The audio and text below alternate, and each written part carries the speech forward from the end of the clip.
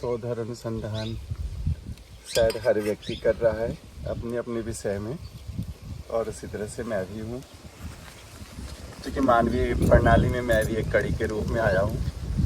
और जीवन को सबसे बेहतरीन तरीके से कैसे जिया जाए, शायद इसने अध्यात्म को जन्म दिया था जी। और अध्यात्म कोई अलग आध्यात्मिक या धार्मिक व्यक्ति नहीं होता है, बल्कि मानव जीवन को उसके पूर्ण मूल्य के रूप में जीना कि आखिर मानव जीवन का मूल्य क्या है।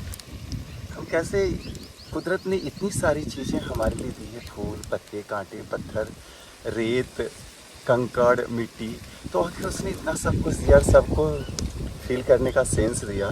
तो ये खोज जो प्रकृति के प्रति जो बढ़ती चली जाती है, तो आदमी कई बार वन भी हो जाता है, तो उसको फिर कहते हैं ना साधु संत बन गया। असल में उसकी जो प्रकृति है, वो जो निसर्ग द्वारा जो नैसर्गिक रूप से जो प्रदत्त है, उसकी प्यास उसे खींच ले जाती है, तो वो सारे दायरे को पार करता हुआ मानवीय इजाद के बाहर प्रकृति की बनाई हुई कृति के अंदर वो ढूंढना शुरू करता है, जो कि खुद भी वो एक कृति होता है।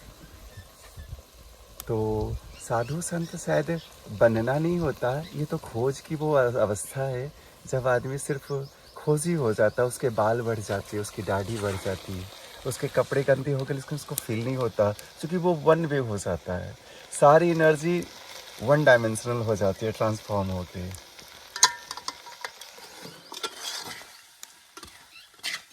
का योगदान होता है, क्योंकि बचपन से भी एक ऐसी ब्राह्मण फैमिली मिली जिनने मुझे पूजा पाठ यूं ही सिखाया, और आगे के भी इस व्रत भक्ति वगैरह से मैं बचपन से ही हमें पढ़ाया जाने लगा।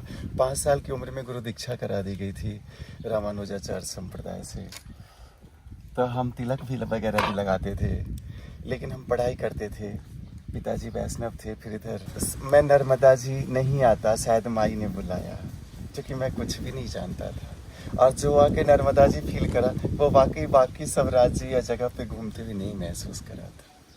मतलब वो जीवन का एक नया उत्साह, वो बोझहीन होने का, वो निर्भर होने का, वो उत्सुक होने का, वो दोस्त बनाने वाला फिर से पैदा होना शुरू हुआ, जो कहीं दब गया था। क्योंकि मैं एक लॉ इन्फोर्समेंट एजेंसी का मेंबर था। लॉ इन्फोर्स करने के लिए मेरे को कई बार बहुत ही हार्डली बिहेव करना पड़ता था, रूडली, जो कि मजबूरी थी मेरी, और मैं ऐसा होना नहीं चाहता था। मैं वापस से उस मधुरता में आना चाह रहा था जो मेरे को कभी मधुर किया करता था भीतर। मैं चाहता था कि वाकई जिन बड़े लोगों के साथ या साथ वालों के साथ रहा, कौन कौन सा लम्हा खूबसूरत रहा, मैंने उसको बनाना शुरू करा, क्योंकि वो सोशल प्रोटोकॉल में वो बन नहीं पा रहा था। मैं किसी के साथ नीचे बैठ जाऊं, किसी से, जैसे वो अनपढ़ आदमी है और गाय भैंस चरा रहा है, बकरी चरा रहा है, और वो तम्बाकू खा रहा है, लेकिन वो इतना प्यार से मिलने आया है और उसको कुछ नहीं समझ में आ रहा है इससे दोस्ती कैसे करूं, तो मैं बोला ला तू अपनी थोड़ी तम्बाकू खिला दे। मतलब जबकि मैं तम्बाकू कभी नहीं खाया, कुछ नहीं करा, सिंपली कि इससे कनेक्ट कैसे हुआ जा सके। मैं मतलब उस प्यासे की तरह कि आखिर नर्मदा जी के किनारे कहाँ पानी मिलता है। कहते हैं कि वो प्रेम है, वो मातृत्व है, तो कैसे क्या वो पत्थर में या उस पानी में है कि वो जो आसपास जो जीवन है वो स्पंदन वहाँ भी स्पंदित हो रहा है। तो मैंने हर जगह ढूंढा नर्मदा जी को। मैं जिस घर से जब से इस खोज में आया कि वाकई अपने आंतरिक आयाम को ढूंढ सकूं कि मेरे भीतर क्या है, तो मैं कई अलग अलग राज्यों में अलग अलग जगह भटकते रहा। लेकिन जब से मैं नर्मदा जी के किनारे आया, मैं खुद ब खुद मैं स्थिर होना शुरू हो गया। अपने आप मेरी प्रकृति में एक शीतलता शुरू हो गई। जैसे कुछ ऐसा था जो कि हुआ यूँ, कुछ ऐसे समय रहे जब ओंकारेश्वर के आसपास से गुजरा। बहुत ही नुकीली चट्टान थी, कंकड़ीली, मैं नंगे पैर था, तो मैं बिल्कुल नहीं चल पा रहा था। मैंने सोचा कि माई एक चप्पल हो जाए। चूँकि संजोग कुछ ऐसा था कि मेरे पास बिछाने की टाट पट्टी भी नहीं थी, तो मैंने बोला टाट पट्टी भी हो जाए। और स्थिति ऐसी थी, खाना भी नहीं था, भूख भी लगी थी, उनकी खाना भी हो जाए। और ये कोई इंसिडेंस ऐसा रहा कि मैं थोड़ी दूर आगे गया, एक स्लीपर भी रखा हुआ था, एक टाट पट्टी भी सूख रही है सामने पत्थर पे, और टिफिन में खाना भी रखा हुआ था।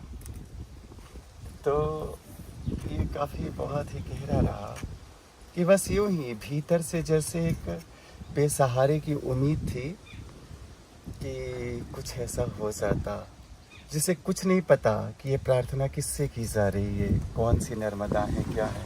सिंपली एक उस बेसहारे का सहारा था जिसके सहारे दुनिया खड़ी थी और आज हम भी खड़े थे। तो कहा कि माई कुछ ऐसा, पता नहीं माई भी बोला था कि नहीं, लेकिन वो सारी चीज़ें वैसी ही थी। और मैं सिर्फ स्लीपर लेके चला गया और कुछ नहीं ले पाया, क्योंकि मेरे को सबसे ज़्यादा ज़रूरी भूख वैसी ही थी। थोड़ी दूर आगे गया, किसी आश्रम में जाने का मन नहीं था।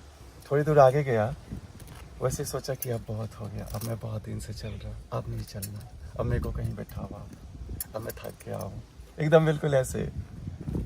मुश्किल से 10-20 कदम गया होगा, ऊपर की तरफ एक मंदिर दिखा, तो मैं सीधा चढ़ गया। खाली था, बैठा, और उस एक दिन बस सोचा था कि आज की रात कोई रहने दे देता, लेकिन जब अंदर शिवलिंग देखा तो कहा कि काश बाबा तू यही रख लेता थोड़े दिन के लिए। थोड़ी देर के बाद एक महात्मा आते बोले रुको, और मैं वहाँ 3.5 सालों का तो मैंने पनाह मांगी थी। फिर मेरा मन किया कि मैं कुछ बच्चों को पढ़ाता। ऐसा इत्तेफाक जुड़ा, एक ना पढ़ा लिखा बच्चा खुद ही आ गया, ऐसे किसी बात से बात हुई, वो बच्चों को पढ़ाता था, उसने अपनी पूरी कोचिंग बोले आया। फिर हम इतने ज़्यादा इंटरेक्ट हो गए, मतलब हर संडे को डीजे, मतलब जीवन को ऐसा बदल दिया माई के किनारे आके उनने, मैं नहीं कह सकता। मैं एक दूसरा आदमी हो गया था। सिर्फ नर्मदा, रोज़ नहाने जाना, मतलब पानी के साथ एक ऐसा लगाव जो अब तक नहीं, पानी से दूर भागता था, और इतना गहरा लगाव, और उसने इतना कुछ करा कि सच में सिर्फ शायद धन्यवाद जैसे शब्द जिनने बनाए उनको भी धन्यवाद। सही है, जो कोई भी तरसा है चाहे शारीरिक, मानसिक, आध्यात्मिक, आर्थिक, वो बस वहाँ चला जाए, और कहते हैं कि वो कहीं भी खड़ा हो जाए। उनकी पता नहीं गेहूं या धान की आने की थी, उनको लगा कि 300 क्विंटल होना, 200 क्विंटल के बाद लगा कि अब नहीं होगा।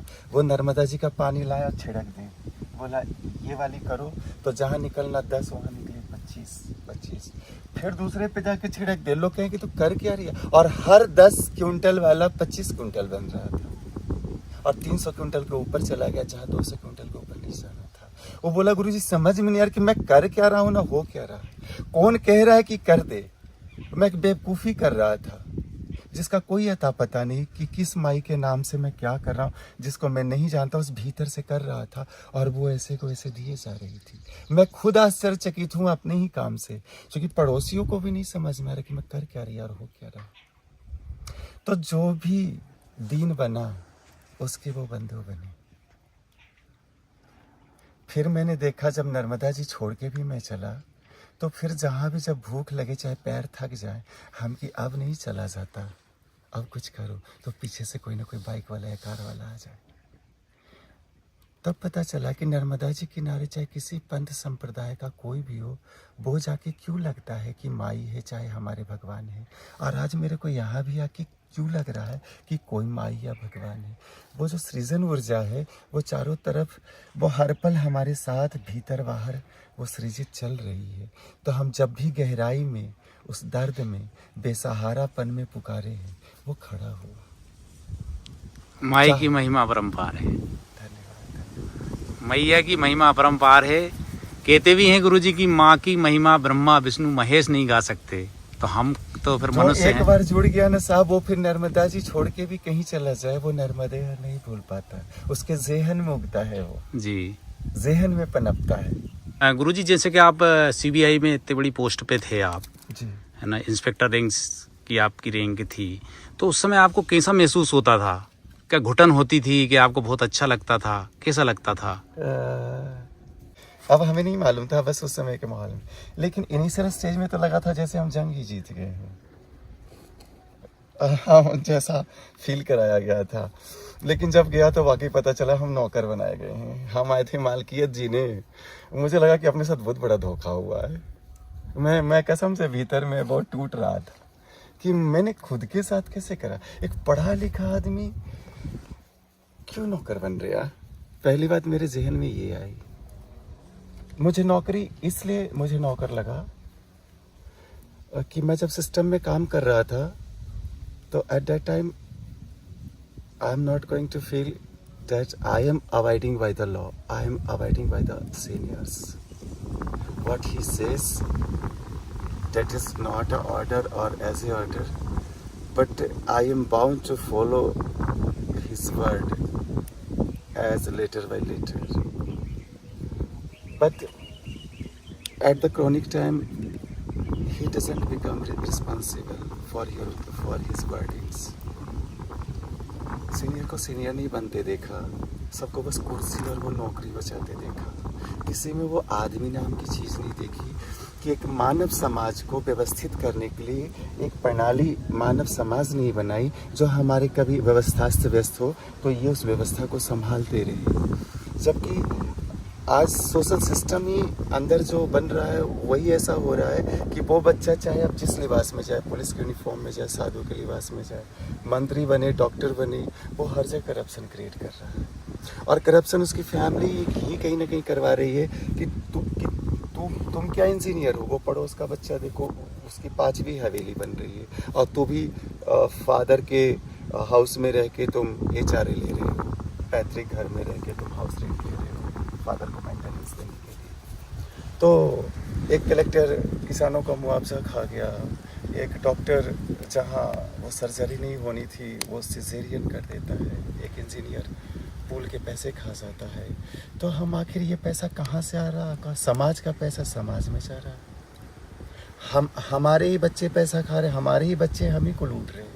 हम ही एक ऐसा बच्चा बना रहे हैं जो हमारे ही सिस्टम में जाता है और हम ही इल्ज़ाम लगाते हैं कि ये ना करप्ट बन गया है. हमने ही सिस्टम बनाई, हमने ही बच्चे बनाए, तो करप्शन आ कहाँ से गया?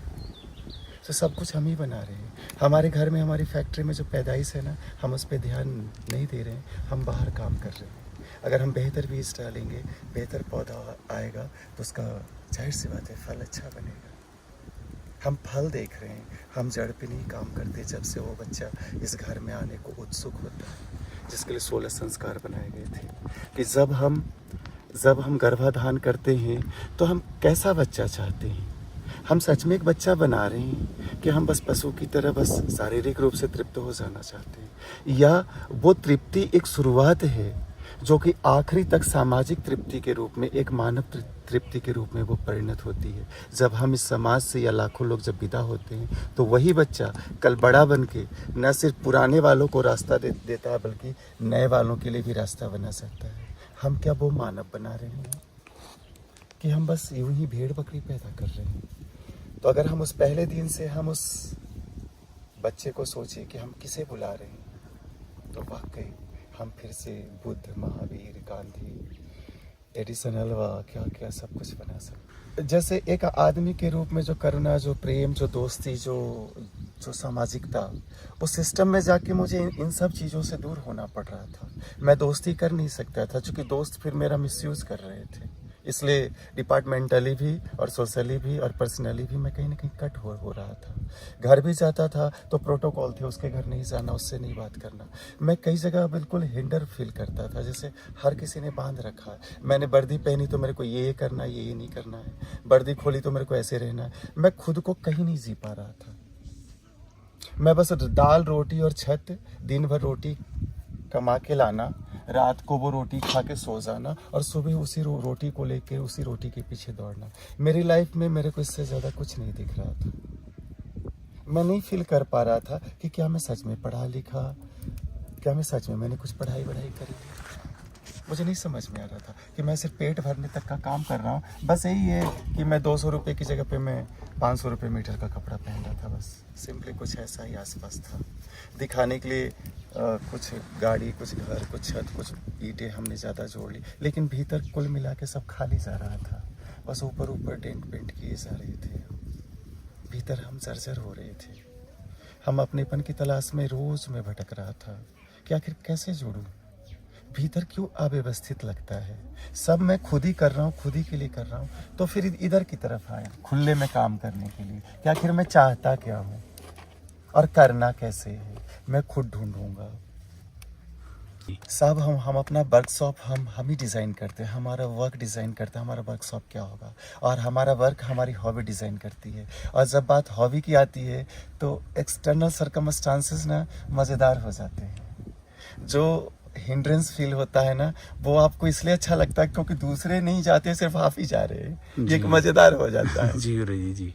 अच्छा, आपको जब आप अपने काम पे, जब आप अपनी हॉबी में अपने आप को 100% जब इन्वेस्ट कर देते हैं, तो आप फिर दूसरे की हॉबी और दूसरे की इन्वेस्टमेंट को समझते हैं, अर्थात दूसरे की भी मेहनत और काबिलियत को महसूस करते हैं। एक साधु जीवन कहने का मतलब एक ना बॉर्डर पे का मिलिट्री, जो अपने लिए 110% रिस्पॉन्सिबल है, उसने जो किया है उसके लिए भी, और जो उसके आसपास हो रहा है, मतलब उसने नहीं किया है, उसके लिए भी। वो खुद को रिस्पॉन्सिबल मानता है कि मैं अगर हूँ यहाँ तो मेरी एक उपस्थिति होने के नाते, कि मैं सिर्फ उपस्थित हूँ, मैं हूँ क्या से मतलब नहीं है, मेरी उपस्थिति किस अर्थ में होनी चाहिए। वो अपना होना ढूंढने लगता है कि मेरा होना कैसा होना चाहिए, कि अगर मैं परिवार के बीच में हूँ, किसी फैमिली में हूँ, जंगल में हूँ, तो मुझे होना कैसा होना चाहिए। और वो जीवन में एक मधुरता लाना शुरू करती है, क्योंकि जब आप सबकी केयर करना शुरू करते हैं कि एक पत्थर को भी क्यों उठा के फेंक दो नाहक, ज़रूरत है तो लो, नहीं तो बाकी सबका उस पर हक है। हम ट्रेसपासर, इंट्रूडर की तरह हर जगह क्यों घुसपैठ करते हैं। तो साधुता ने बहुत गहरा सीखा। हमेशा से खोज के प्रति प्रगतिशील ही रही, और आने वाली सभ्यता को, आने वाली जनरेशन को अनुग्रहित करते रही है। तो ये बहुत सारे लोग कह चुके हैं, जो भी खोजी रिसर्चर रहे, जिनने जीवन के बड़े गहरे आयामों तक उसकी खोज करी है, उनने कहा है ये कि भारत में वो सब कुछ किया जा चुका है जो एक इंसान के द्वारा इस प्रकृति में किया जा सकता है। वो सब कुछ खोजा जा चुका है, जो कुछ भी खोजा जा सकता है। अब हम सिर्फ अपने दिमाग का, अपने न्यूरॉन्स का सिर्फ अब और ज़्यादा इसको नहीं बढ़ा सकते हैं, बस उसी सामान का बेहतर उपयोग कर सकते हैं जो हमने खोज लिया है। जी। जैसे हम अब नॉर्मल फ़ोन को स्मार्टफोन की तरह अब हम यूज़ करने लगे, हम चीज़ों को और मॉडिफाई कर सकते हैं। उन्होंने बहुत अच्छी बातें कही है, बिल्कुल।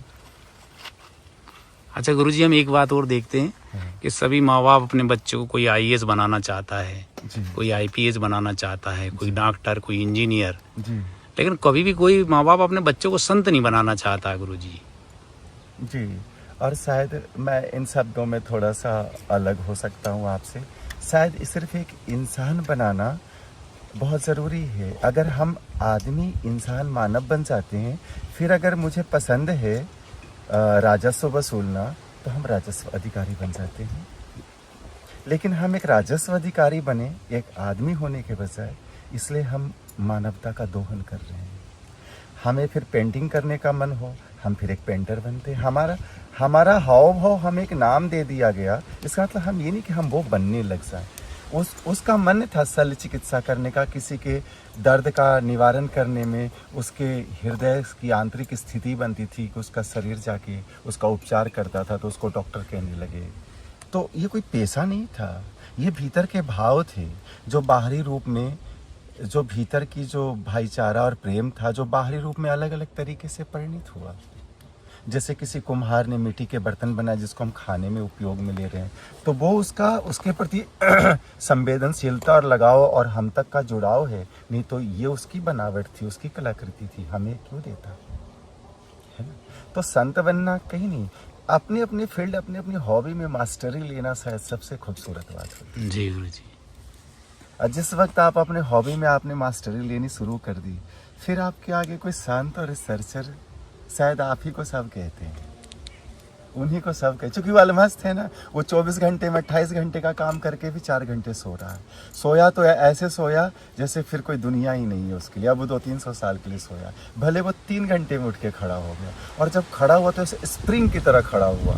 ये नहीं कि उठ रहा है 3 दिन में, अरे उसका काम बाकी है, वो जिंदा है कहीं, बिल्कुल ये जिंदा है, संत बना शायद।